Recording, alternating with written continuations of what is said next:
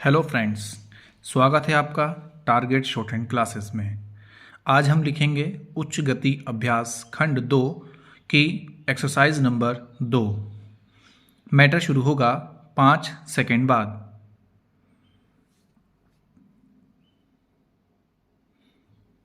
Start. महोदय, जो एक के बाद एक आते हैं, शारीरिक आवश्यकताएं यथा भोजन, कपड़ा, मकान और आराम जीवन की मौलिक आवश्यकताएं हैं। दूसरे स्तर पर आती हैं सुरक्षा और भविष्य के प्रति निश्चिंतता। इनके लिए मनुष्य भांति भांति की वस्तुओं का संग्रह करता है। फिर हैं सामाजिक आवश्यकताएं, जैसे अपने परिवार के भीतर और फिर बाहर के दूसरे लोगों से अच्छे संबंध बनाए रखने के लिए सामाजिक, आर्थिक, राजनैतिक और मनोरंजनात्मक संगठन बनाना। चौथे स्तर पर हैं अहम संबंधी आवश्यकताएं, जैसे आत्मसम्मान, आत्मविश्वास और आत्मतुष्टि आदि। आत्मपरितोष अर्थात उन्नति, विकास और ख्याति प्राप्ति की क्षमताओं को साकार करना व्यक्ति की अंतिम और उच्चतम अपेक्षाएं हैं। इन आवश्यकताओं की पूर्ति के लिए मनुष्य अपने आसपास उपलब्ध पर्यावरण का दोहन करता है। जल, थल, वायु ही नहीं, पेड़ पौधों, पशु पक्षी, जीव जंतुओं तक का उपयोग करता है। सभी शक्तियों का, यहाँ तक कि सबल व्यक्ति अपने से निर्बल व्यक्तियों तक का दोहन करता है, जो शोषण की सीमा तक पहुंच जाता है। इसके लिए भांति भांति की तकनीकें खोजी और अपनाई जाती हैं।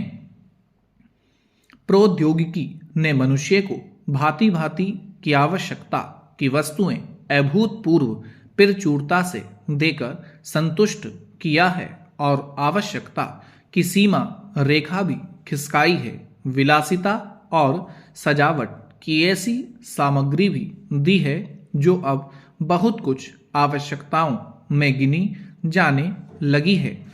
स्वचाल वाहन, दूरदर्शन, धुलाई मशीन, सफाई मशीन, सिलाई मशीन, स्टोव, चूल्हे, मिक्सी, फ्रिज आदि आदि अब बहुत से लोगों के लिए अनिवार्य आवश्यकता की कोटि में आ गई हैं। तकनीकी और औद्योगिकी से यह सब संभव हुआ है, किंतु एक ऐसा अल्प वर्ग भी है जिसके लिए विलासिता आवश्यकता की कोटि में आ चुकी है। विज्ञान की जन समुदाय के लिए तो मौलिक न्यूनतम आवश्यकताएं भी विलासिता ही बनी हुई हैं। औद्योगिकरण के सहारे मनुष्य ने जितना भी विकास किया है, उसे वह उन्नति कहकर संतोष करने लगता है और अपनी द्वैध प्रकृति के कारण यह ध्यान नहीं देता कि इस विकास से वर्गभेद पनपा है। अमीरी गरीबी के बीच की खाई चौड़ी हुई है। जो व्यक्ति मानव की समानता, समाजवाद या साम्यवाद के गीत गाता है, वही अपनी द्वैध प्रकृति के कारण अपने पर्यावरण, यहाँ तक कि मानव के भी शोषण के नए नए तरीके खोजता है। यह शोषण बलात्कार की सीमा तक पहुंच गया है।